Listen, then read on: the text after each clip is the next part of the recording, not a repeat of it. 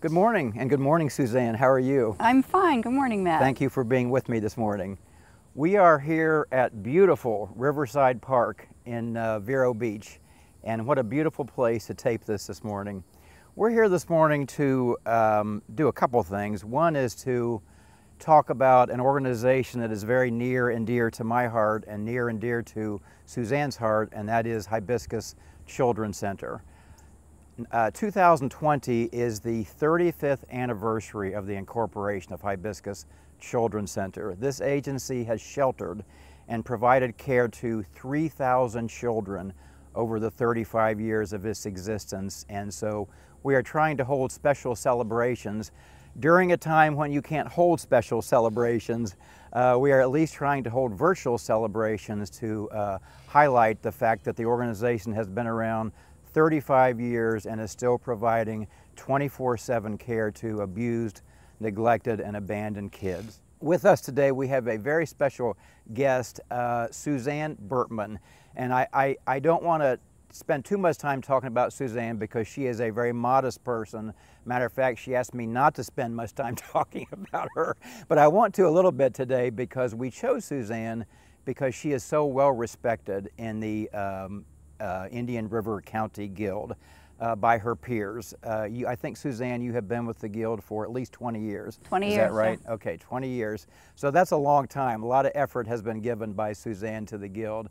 So aside from the fact that she's so well respected, Suzanne was the keynote speaker at the Blue Ribbon Luncheon in 2018. Well, one of the things I really want to note is that in 2010, Suzanne was named Volunteer of the Year for the state of Florida by the Florida Coalition for Children, and she received this beautiful sculpture in honor of that. So not only do we respect Suzanne, the Guild respects Suzanne, the people of the state of Florida respect Suzanne as well. So Suzanne, let me ask you, you've been with the Guild for 20 years now. How did you get associated with Hibiscus? How did you find out about Hibiscus Children's Center? It was interesting. When we first moved here to Vero Beach, we didn't know anybody in town. We just picked Vero kind of, off the map. We wanted to be in Florida. Mm-hmm. And I went to a Christian Women's Association meeting that my real estate agent took me to. And there I met 4 lovely ladies, and one of them was Carol Jackson, who was already very involved with Hibiscus.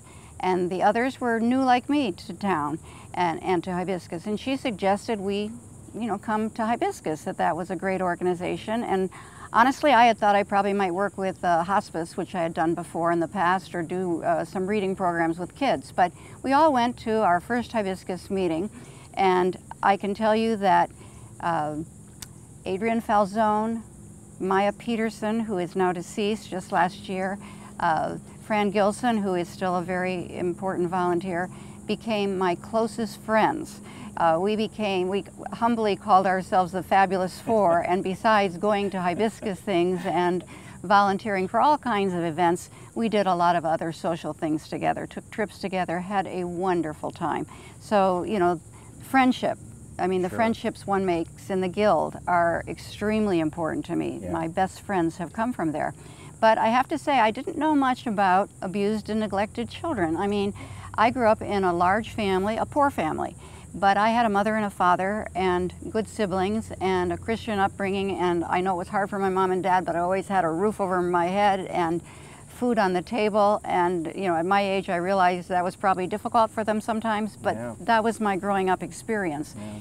I had never really understood what happens to some children in our country and here in Vero Beach and Martin County. And of course at that time we didn't have the village here.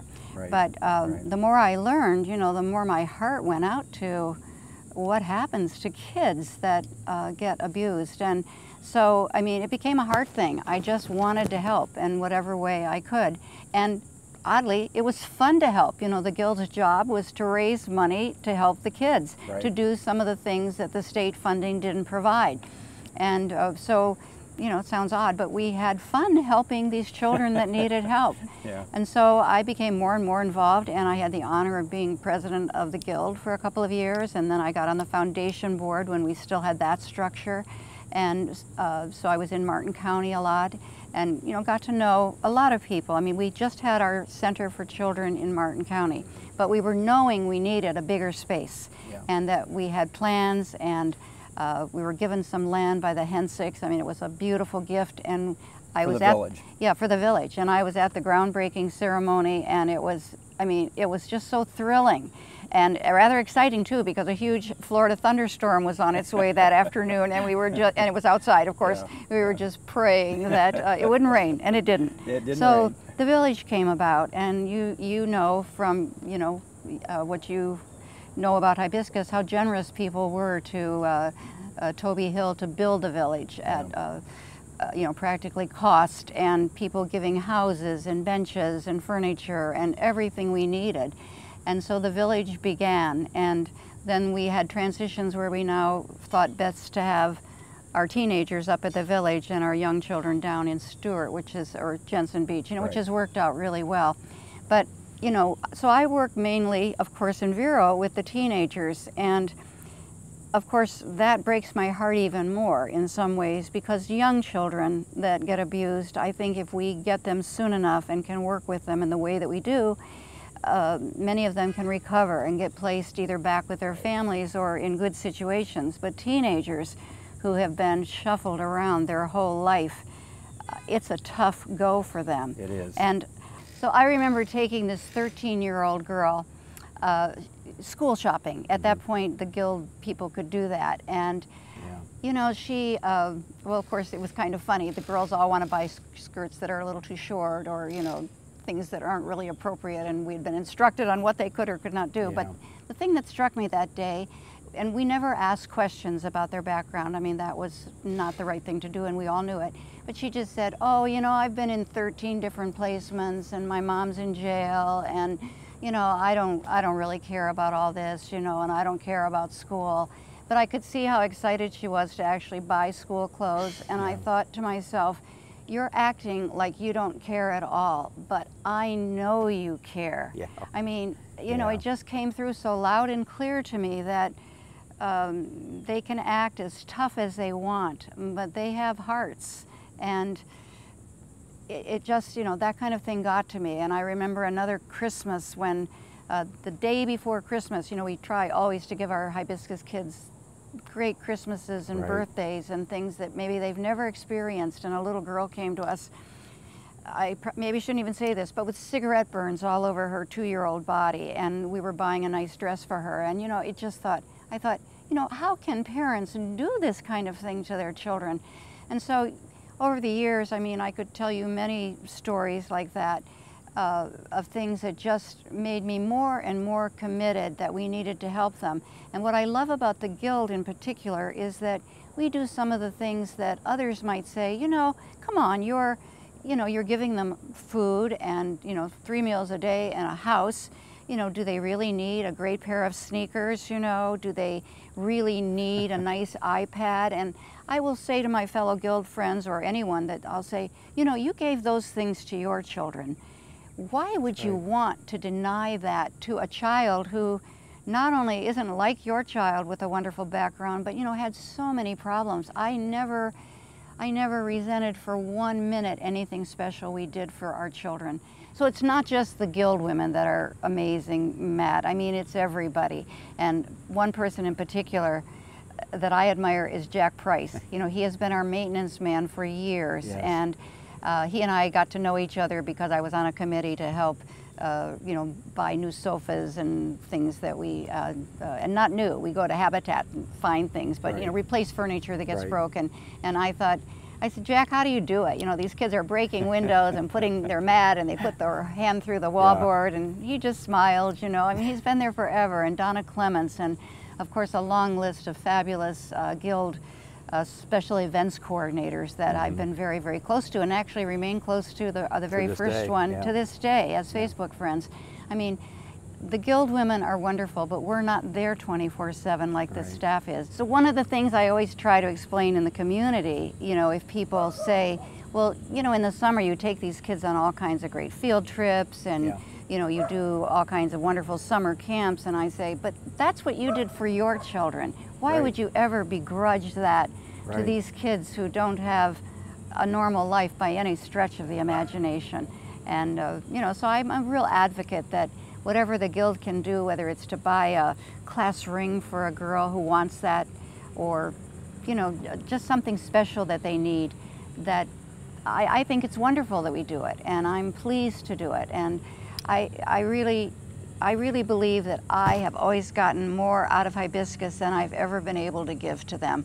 And if I won the lottery, I mean, you'd get a lot of it, because my heart is really there. I so admire, Matt, the staff that 24/7 works with these children. It's not like, you know, going to a meeting at the museum for one small thing. It's 24/7 we take care of these children. Thank you for recognizing recognizing that. And I admire that. all of you Yeah. so very Thank much. you. And I'm proud and honored to be part of it. Oh, we're proud and honored to have you part of it, I can tell you.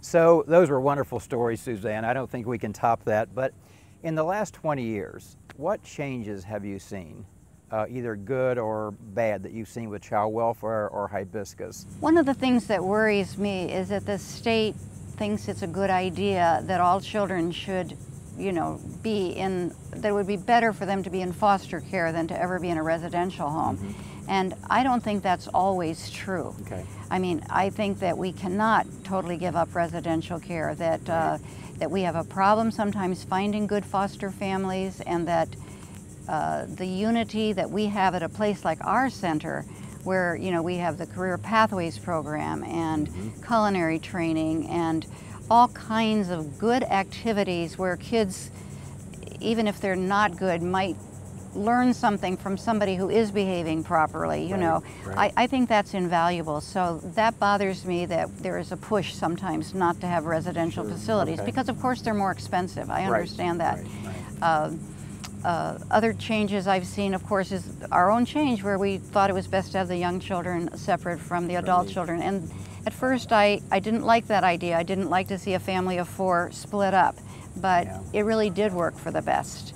And you know, I could see that. And you know, I just think that we live in a country where so many of us have so much, that it is really important that we keep a big focus on these kids that don't. And I'll do everything in my power as long as I'm alive, and I'm 75, so I may not have. I've given you 20 years. I hope I have many more years, but you know, I will always be advocating for our children. Yeah. Well, we appreciate that. Important. Well, thank you for taking the time with us today. I think what you do, what the Guild does, the Guild raises hundreds of thousands of dollars every year for Hibiscus, for children you don't know. We don't know. Many children you will never meet. Right. But you're still selfless in that effort every year. And I want you to know, from the staff, from the board, we thank you.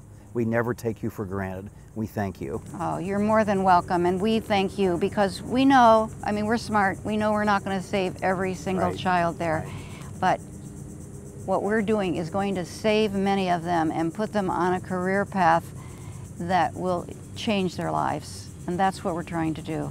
It is. Well, our unofficial motto is every day, every child, every day, for a better tomorrow. I love it. That's exactly it, Matt. Thank you. Thanks Suzanne, for all thank you do. you so much for being with us pleasure. today. Thank you. It has been wonderful. Oh, mine thank too. you. Thanks so much.